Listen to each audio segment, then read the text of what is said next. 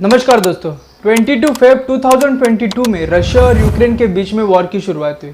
But Russia Ukraine को invade क्यों करना चाहता है, इसके पीछे की रीज़न क्या है? जानने से पहले, क्या रशिया और यूक्रेन इंडिया पाकिस्तान जैसे एक कंट्री थे?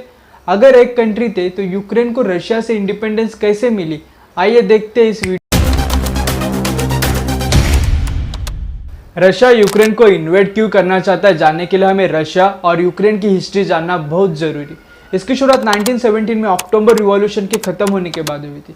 1970 में क्यू, जो यूक्रेन का कैपिटल है, वहाँ पे अपराइजिंग होने के कारण रशियन रिपब्लिक फोर्सेस को यूक्रेन छोड़ना पड़ा और उनको हार का सामना करना पड़ा।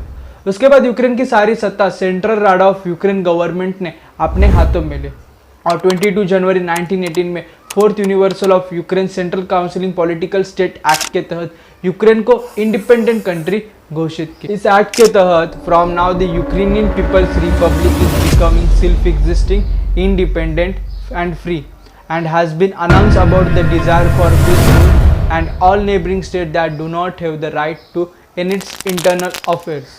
यानी अब से यूक्रेनियन पीपल एक सेल्फ एग्जिस्टिंग, इंडिपेंडेंट और फ्री कंट्री, उनके आंतरिक मामलों में किसी भी पड़ोसी राज्यों का हस्तक्षेप करने का कोई अधिकार नहीं है। बट यूक्रेन के इस इंडिपेंडेंस पे सोवियत रशियन द्वारा नाराजगी पेश की गई। सिमिलरली बाल्टिक कंट्रीज में, जिसमें इस्टोनिया, लिथुआनिया और लिथुआनिया जैसे कंट्रीज में भी सोवियत रशियन द्वारा उनके इंडिपेंडेंस के लिए रिकॉग्नाइजेशन मिला। बट दूसरी तरफ 1917 में व्लादिमीर लेनिन ने अपने रेड आर्मी की शुरुआत की और 1920 में लेनिन के रेड आर्मी ने फर्स्ट टाइम यूक्रेन को इन्वेड किया और यूक्रेन को यूएसएसआर यानी union of Soviet socialist Republic में शामिल करवा दिया। सोवियत यूनियन एक सोशलिस्ट रिपब्लिक स्टेट है जिसने 1922 से लेकर 1991 के पीरियड में यूरोप के कई प्रांत को अपने में विलीन करवा लिया और जो एक federal union of multiple national Republic state बन गया, जिसे one governor communist party Soviet union द्वारा कंट्रोल किया जाता है। सोवियत यूनियन के पीरियड में कुल 15 स्टेट्स यूएसएसआर में शामिल हुए थे, जिसमें Russia, Ukraine, Belorussian, Uzbek, Kazakh, Georgia, Azerbaijani, Lithuania, Moldovia, Latvia, Kyrgyz, Tajik, Armenia, Turkmen, Estonia. पहले इतना बड़ा रशिया हुआ करता था जिसका कुल area 2 crore 24 lakh square kilometers तक था। 21 जन 1919 में यूक्रेन में 3 लाख से ज़्यादा यूक्रेनियंस पीपल ने यूक्रेन के इंडिपेंडेंस के लिए कीव से लेकर ल्यू तक एक ह्यूमन चेन ऑर्गेनाइज की और आफ्टरवर्ड यूक्रेन को एक इंडिपेंडेंट कंट्री ऑफिशियली ऐलान किया। पार्लियामेंट में डिसाइड हुआ कि यूक्रेन के पीपल्स यूक्रेन के यूएसएसआर लॉ को अब से फॉलो नहीं करेंगे, यूक्रेन सिर्फ यूक्रेन के एसएसआर लॉज को ही फॉलो करेंगे।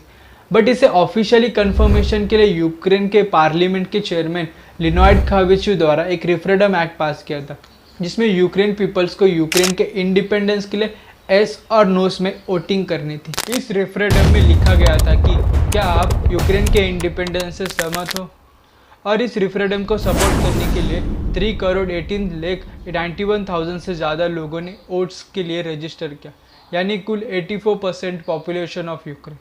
उसमें से अप्रॉक्स 2 करोड़ 88 लाख यानी 92% लोगों ने इंडिपेंडेंस के लिए वोट किया। फैक्ट की बात यह है कि उसी दिन यूक्रेन में प्रेसिडेंशियल इलेक्शन चल रही थी। इलेक्शन में खड़े हुए सारे कैंडिडेट्स ने यूक्रेन इंडिपेंडेंस के लिए वोट किया। सेकेंड फैक्ट की बात यह है कि इन सारी वोट की प्रोसीजर एक बैलेट पेपर थ्रू हुई थी, जो सीक्रेट वोटिंग के लिए इस पेपर का यूज़ किया जाता है। फ्रॉम 2 दिसंबर 1991 के बाद यूक्रेन ग्लोबली इंडिपेंडेंस कंट्री बन गई। सोवियत प्रेसिडेंट मिखाइल गॉर्बाचेव द्वारा पार्लियामेंट के चेयरमैन गॉर्बाचेव को कांग्रेचुलेशन मैसेज पास किया और कहा कि hopes for close Ukrainian corporation ties. 26 दिसंबर 1991 में सोवियत यूनियन यानी यूएसएसआर ऑफिशियली क्लोज हो गया। बट यूक्रेन एक इंडिपेंडेंस कंट्री होने के बाद भी यूक्रेन के ऐसे कुछ स्टेट थे जो यूक्रेन के इंडिपेंडेंस के खिलाफ थे और रशिया में विलीन होना चाहते थे। इस एसोटेड ग्राफ में देखो, जहाँ पे डार्क ग्रीन में जिसमें 90 to 95% यूक्रेन के लिए वोट किया था, बट वेस्टर्न साइड जो रशिया के बॉर्डर्स पे आता है, जिसने डोनसाक, लुहांस और क्रीमिया ने मेजॉरिटी वोट यूक्रेन के इंडिपेंडेंस के लिए नहीं दिए थे। नेक्स्ट नो वोटेड ग्राफ में देखो, जहाँ पे सबसे ज़्यादा परसेंटेज क्रीमिया और पड़ोसी स्टेट द्वारा नो वोट के लिए हुए थे। ईस्टर्न साइड में लेस वोटिंग नो के लिए हुई थी, बट वेस्टर्न साइड में ज़्यादा से ज़्यादा वोटिंग नो के लिए हुई थी।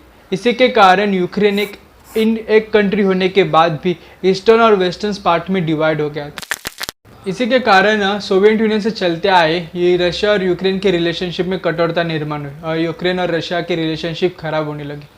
सोवियत यूनियन के डिस्क्लोज होने के बाद और यूक्रेन के इंडिपेंडेंस के बाद यूक्रेन दुनिया की third largest nuclear stock file inherit करने वाली कंट्री बन गई, जिसके पास 6 130 UR-100 and intercontinental ballistic missile, 10 46 RT-23 modulus ICBMs और 23 हेवी बॉम्बर्स थे और साथ ही में 1700 वॉरहेड्स थे। इन न्यूक्लियर वेपन के परिणाम ए रहे।